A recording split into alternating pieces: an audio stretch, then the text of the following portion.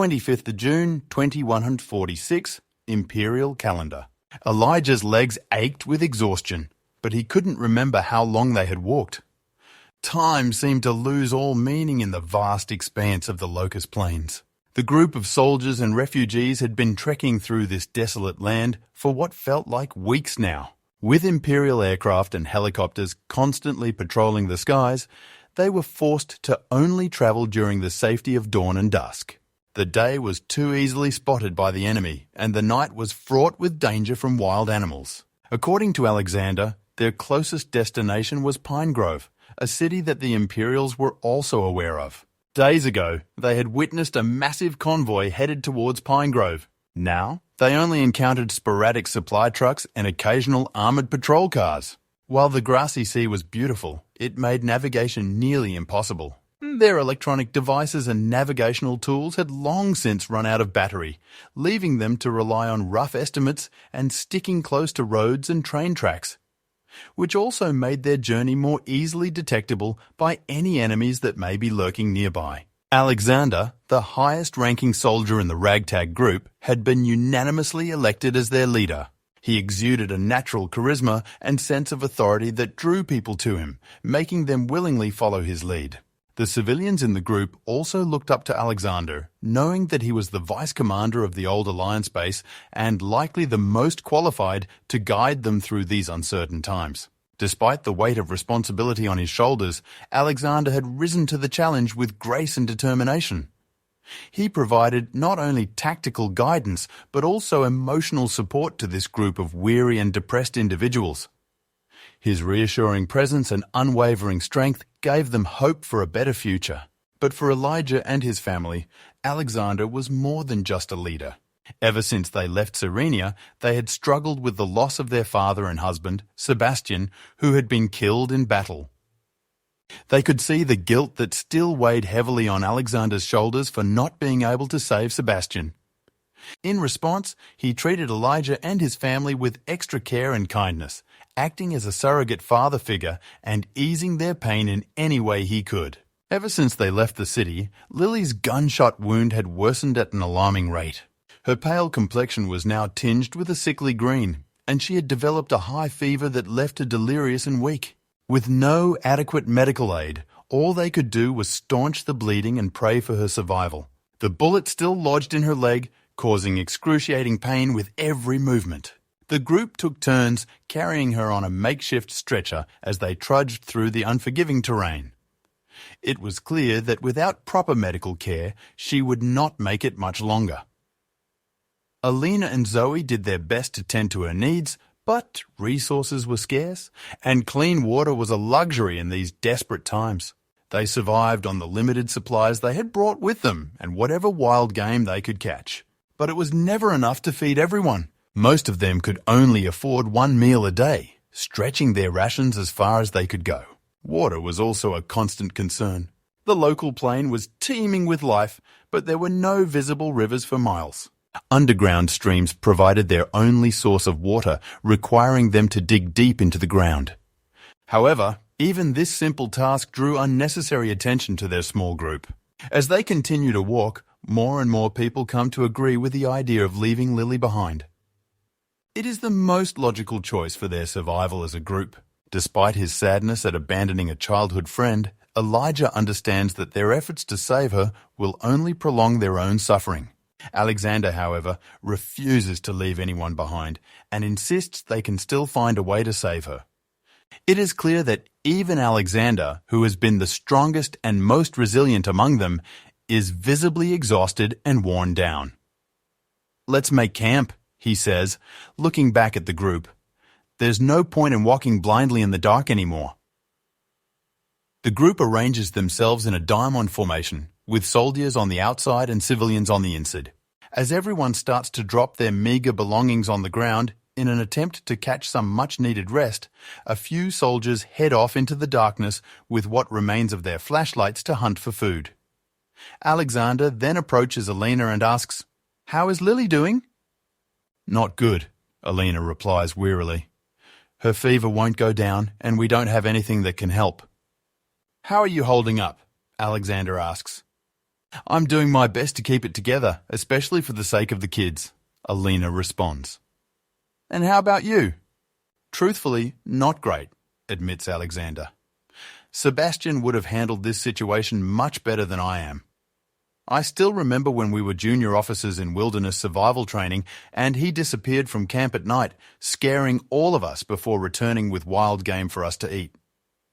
He was always the outdoors type, says Alina fondly. I think that's why he chose to be stationed in Kyrenia instead of becoming some staff officer working in headquarters. Yeah, agrees Alexander with a slight smile. I remember yelling at him for being a dumbass and not taking such a good job with guaranteed advancement to general. Alina's voice trembles slightly as she speaks, her words soft and filled with sadness. But he always said he wanted to be where the action was, where he could make a real difference. Alexander's expression turns solemn, and his eyes flicker with emotion as he gazes into the distance, lost in memories of his fallen comrade. The moonlight casts a pale glow on his face, highlighting the scars that serve as a constant reminder of that fateful day. And he did make a difference. He saved me that day, just like he always did. Alina nods in agreement, her gaze turning towards the night sky. The stars twinkle above, a vast canvas of twinkling lights that seem to stretch on forever. He was a true hero. That is why I married him.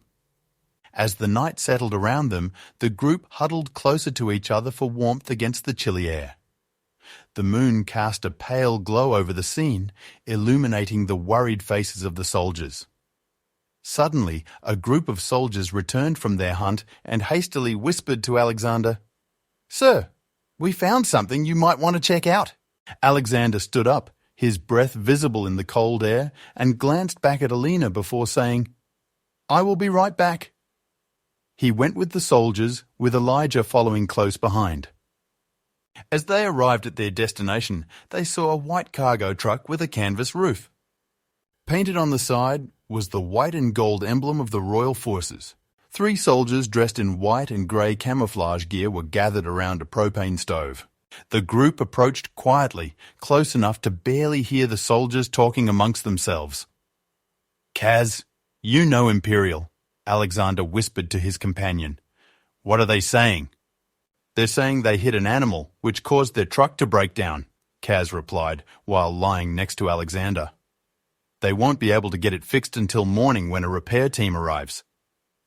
Alexander noticed that Elijah had followed them and gestured for him to lie down near them.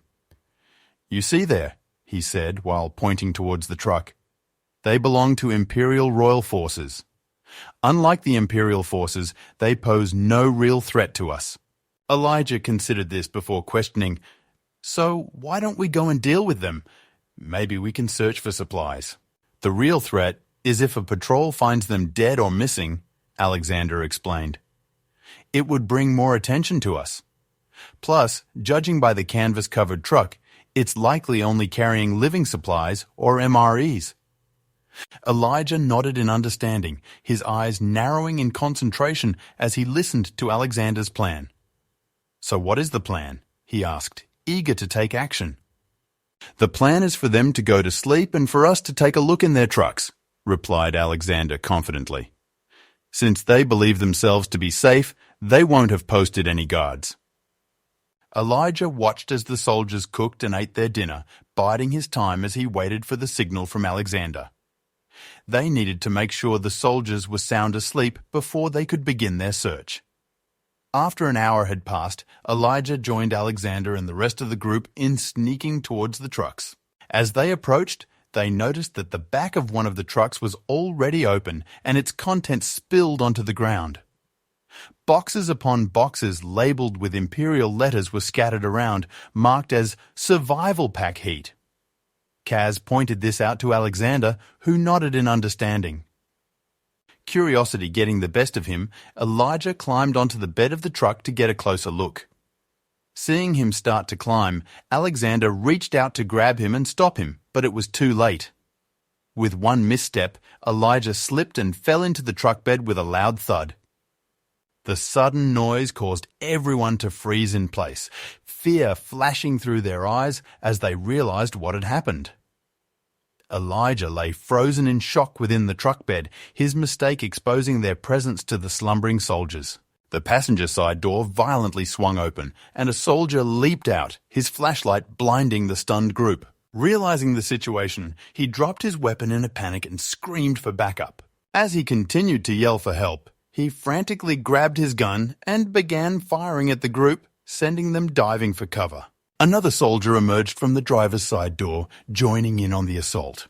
The group fired back, their shots wildly missing their targets. Now, all 3 royal soldiers were outside, taking cover and relentlessly shooting at the group as Elijah snapped out of his trance. Through the chaos, he saw Alexander holding a pistol and firing back at the soldiers.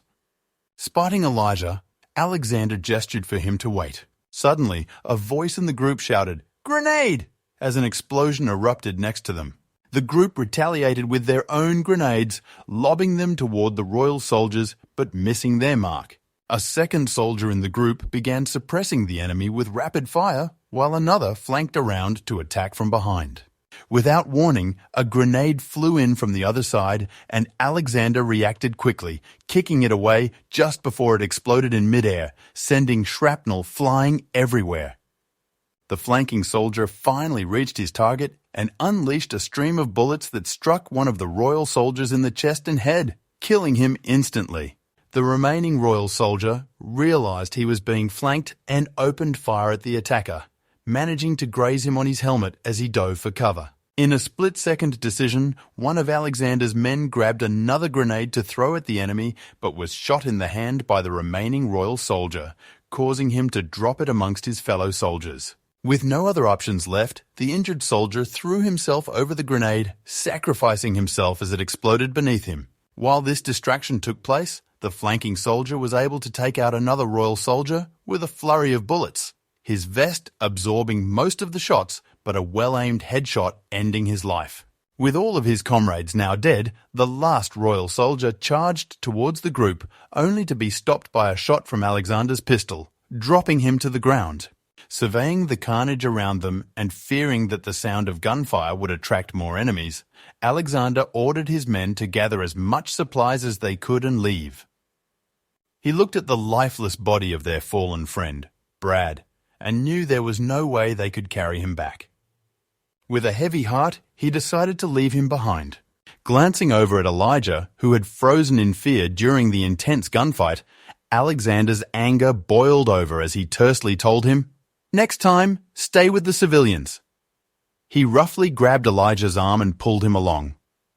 Suddenly, Alexander spun around just in time to see the royal soldier he had shot earlier, aiming a pistol directly at them. Without hesitating, he shoved Elijah towards the group and took a bullet in his arm. Pulling out his own pistol, he finally put an end to the soldier's threat, firing an extra shot to ensure he was truly dead. The tense standoff was over, but at what cost? The group of 5, now reduced to 4, trudged wearily back to their camp. Alexander was injured, his movements slow and pained. They had nothing to show for their journey except some heater packs, a meagre haul for the danger they had faced.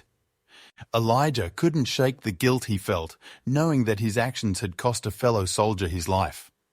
He vowed never to be a burden or liability to anyone again, determined to make amends for his past mistakes. The air hung heavy with the weight of loss and regret as they continued on, each step a reminder of the consequences of their choices.